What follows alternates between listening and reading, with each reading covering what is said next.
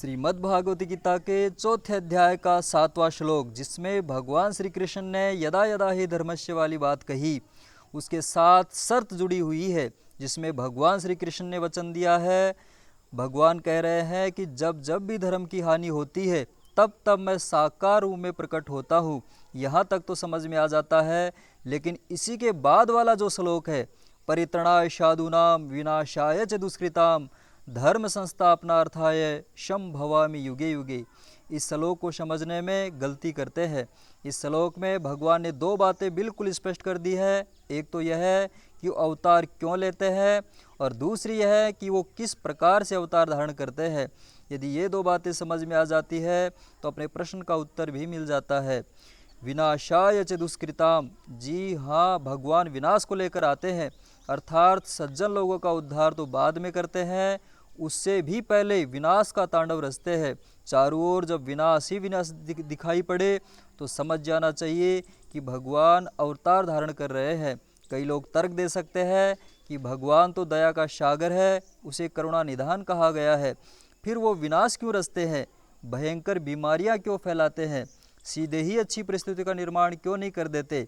इसका उत्तर हम उस उदाहरण से समझ सकते हैं कि जब किसी टूटी फूटी पुरानी बिल्डिंग के स्थान पर यदि नई बिल्डिंग का कंस्ट्रक्शन शुरू करना हो तो उस टूटी फूटी बिल्डिंग को और तोड़ा जाता है, उसे ढहाकर नीचे गिराया जाता है और नए सिरे से नींव खोदकर निर्माण कार्य शुरू किया जाता है।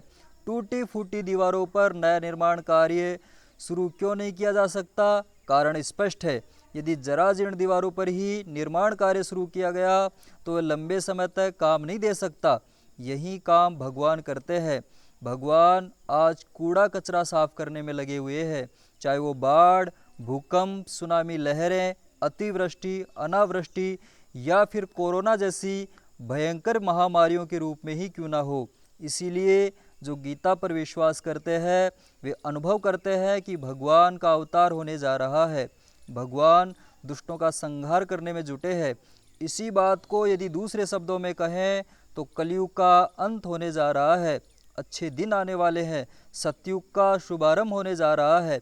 लेकिन आज की इन भयंकर परिस्थितियों को देखकर तो 1% भी नहीं लगता कि सतयुग आने वाला है। लेकिन हम आपको बता दें कि जब किसी का अंतिम समय आता है तो वो अपना अस्तित्व बचाने के लिए अपना पूरा जोर लगा देता है। यही सब आज चारों ओर दिखाई पड़ रहा है। आज कलयुग अपनी अंतिम पराकाष्ठा पर है, कलयुग का अस्तित्व खत्म होने वाला है, इसीलिए यह अपना सारा जोर दिखा रहा है, अंतिम चाल चल रहा है। इसी बात को भगवान ने बहुत ही सुंदर ढंग से समझाया है। भगवान कहते हैं कि जब किसी का अंत समय आता है तो उसकी स्थिति उस दीपक की तरह होती है जो बुझने वाला होता है। दीपक वैसे तो मंद मंद गति से ही जलता है, लेकिन अंतिम समय में जब उसका तेल खत्म होने वाला होता है तो दीपक जोर से जलने लगता है और जोर का प्रकाश फैलाकर एकदम से बुझ जाता है। इसी प्रकार कलयुग भी अपनी अंतिम जोर दिखाकर सदा के लिए दफन होने जा रहा है। दूसरा उदाहरण उस चींटी से समझ सकते हैं जो मरने वाली होती है।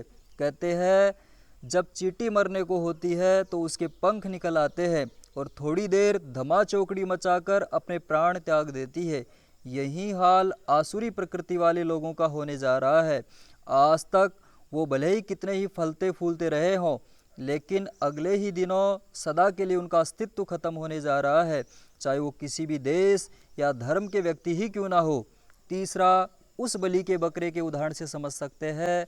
जब बकरे की बलि दी जाती है तो इतना कभी नहीं तड़प छटपटाता जितना वह अंतिम समय में अपने प्राण बचाने के लिए तड़पड़ाता है। आज यही होने जा रहा है। कलयुग की गर्दन सत्य की छुरी से काटी जा रही है। उसका सीधा सा मतलब है कि जो लोग कलयुगी स्वभाव के हैं, दुष्ट प्रकृति के हैं, दुराचारी या व्यभिचारी हैं, उनका विनाश करने में भगवान संलग्न है। महाकाल उनको कुचलने में लगे हैं, क्योंकि लातों के भूत बातों से नहीं मानने वाले हैं, चाहे वो रिश्वतखोर राजनेताओं के रूप में हो या फिर चाहे वो ढोंगी पाखंडी संत महात्माओं के रूप में ही क्यों न हो, सबका विनाश सुनिश्चित है। बहुत से बहरूपीय संत महात्माओं का तो पर्दाफाश हो चुका है, और जो अपने आप को भगवान का अवतार कहते थे वो जेल की हवा खा रहे हैं, और जो छुपे बैठे हैं उनका भी पर्दाफाश होने वाला है। बहुत हो गया धर्म के नाम पर धंधा करते हुए और भोले भाले लोगों की अंधश्रद्धाओं का शोषण करते हुए। अब कल की भगवान किसी को भी नहीं छोड़ने वाले हैं। यही कारण है कि आज की भयंकर परिस्थितियों में भगवान नए युग का साज सजा रहे हैं। अच्छा समय आने से पहले कष्ट और कठिनाइयों से भरा हुआ समय ही पहले आता है। वर्षा ऋतु का आगमन बाद में होता है। धरातल को शीतलता प्रदान करने वाली श्रावण मास की ठंडी फुहारें बाद में बरसती हैं। उससे पहले भयंकर गर्मी पड़ती है और चारों ओर सूखा ही सूखा दिखाई पड़ता है, क्योंकि पहले विनाश फिर सृजन, यही प्रकृति का पुरातन नियम है।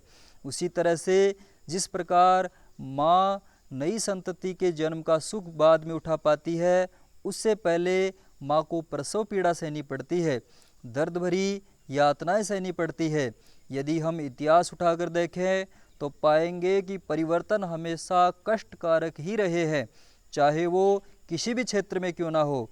यदि प्रकृति पर दृष्टि डालें तो पाएंगे कि बसंत ऋतु का आगमन बाद में होता है, पेड़ पौधों पर नई कोपलें बाद में खिलती हैं, फूल बाद में महकते हैं, उससे पहले पतझड़ छा जाती है।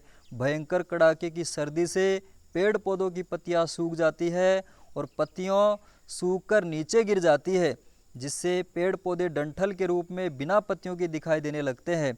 इसी के बाद ही ऋतुराज बसंत का आगमन होता है और स्वर्ग जैसी छटा इस वसुंधरा पर बिखेर देता है। ठीक इसी प्रकार आज जो महामारियां और विनाश के बादल चारों ओर मंडराते हुए दिखाई दे रहे हैं, ये सब युग परिवर्तन के ही संकेत दे रहे हैं।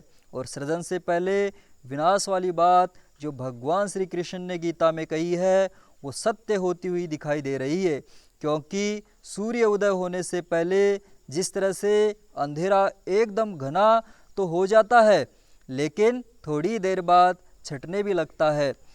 यही भगवान का सुदर्शन चक्र है और आज तक के परिवर्तन का आधार भी।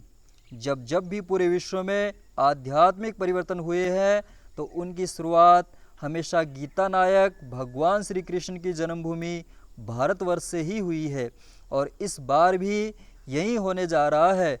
लोग माने या न माने, लेकिन परिवर्तन का श्री गणेश भारतवर्ष से ही हो रहा है।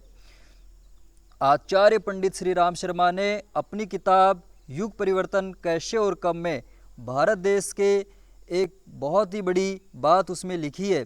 बिल्कुल स्पष्ट लिख दिया है कि सन 2050 तक भारत विश्व की सबसे बड़ी महाशक्ति बनेगा। जितने भी देश आज अपनी श्रेष्ठता का दम भरते हैं, ये सभी देश दिन प्रतिदिन भयंकर परिस्थितियों में उलझते हुए चले जाएंगे। इनके ऊपर प्राकृतिक आपदाएं आएंगी, ये देश आर्थिक संकटों व घरेलू समस्याओं में फंसते हुए चले जाएंगे। उनसे उभर पाना भी इन देशों के लिए कठिन हो जाएगा।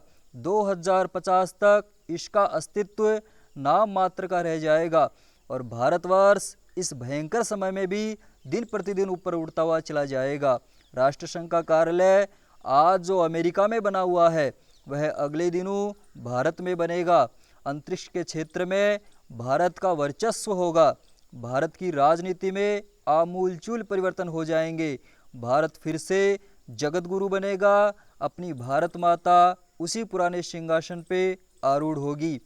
ये सारी बातें आज भले ही कोरी कल्पनाएं दिखाई पड़ती हों, लेकिन संसार के अतीन्द्रिय क्षमताओं से संपन्न मनीषियों ने भविष्य को देखा है, जिनमें 15वीं सदी की विख्यात भविष्य दृष्टा मदर शिप्टन से लेकर अमेरिकी महिला जीन डिक्सन, इजराइल के धार्मिक व्यक्ति प्रोफेसर हराहर, फ्रांस के विश्वविख्यात भविष्य दृष्टा नोस्ट्राडामस, न्यू जर्सी अमेरिका की मूर्धन्य भविष्य दृष्टा फ्लोरेंस, विलायत के सबसे बड़े ज्योतिषी प्रोफेसर कीरो और भारतवर्ष के महान तपस्वी महर्षि अरविंद और महर्षि रमण जैसे अनेकों विश्वविख्यात दार्शनिकों ने अपनी अतीन्द्रिय क्षमता से जो भविष्यवाणियाँ की है और जिनको आज तक पूरी दुनिया में कोई चैलेंज करने का साहस नहीं कर सका है, ये सभी भविष्यवाणियाँ यही बताती है कि 21 सदी के अंत तक भारत पूरे विश्व का नेतृत्व करेगा। आप सभी को धन्यवाद जो आपने हमारे इस वीडियो को देखा। आपसे एक ही आशा है कि आप चैनल को सब्सक्राइब करें या न करें, लेकिन कम से कम इस वीडियो को लाइक ज़रूर करें, जिसे यूट्यूब हमारे चैनल को प्रमोट कर सके। ऐसी मैं आपसे अपेक्षा करता हूँ। फिर मिलते हैं एक नए वीडियो के साथ, तब तक के लिए टेक केयर। जय हिंद, जय भारत।